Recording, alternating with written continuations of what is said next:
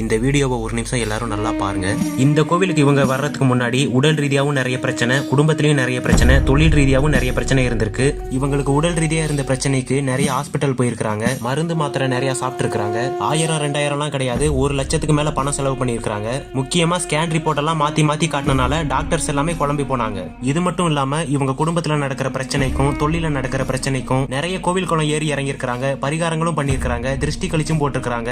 ஆனாலும் இவங்களுக்கு முழுமையா குணமடையல. உங்களை பிடிக்காதவரோ வேண்டாதவரோ எதிரியோ சொந்த பந்தமோ யாரா இருந்தாலும் சரி, இந்த செய்வன் என்ற மோசமான விஷயத்தை உங்க குடும்பத்துக்கு ஏவி விட்டாங்கன்னா நீங்க எவ்வளவு பணம் கொடுத்தாலும் சரியாகாது, எந்த மாத்திரை மருந்து போட்டாலும் கேட்காது. கிட்டத்தட்ட 25 வருஷமா இந்த கோவில்ல செய்வனையால பாதிக்கப்பட்டு வர்றவங்களை காப்பாத்தி கொடுக்கறனால தான் இந்த கோவில்ல தெய்வ சக்தி கூட கூட அமாவாசை அன்னைக்கு மக்கள் கூட்டம் திரண்டு போறாங்க. நல்லா மைண்ட்ல வச்சுக்கோங்க, எந்த ஒரு விளம்பர நோக்கத்துக்காகவும் நாங்க இந்த கோயிலை பத்தி உங்ககிட்ட சொல்லல. இது முழுக்க முழுக்க நடக்கிற உண்மை சம்பவம் மட்டுமே. இந்த சூளையம்மன் ஆலயத்தோட அட்ரஸ் எல்லாம் உங்களுக்கு வேணும்னா ஸ்கிரீன்ல தெரியுற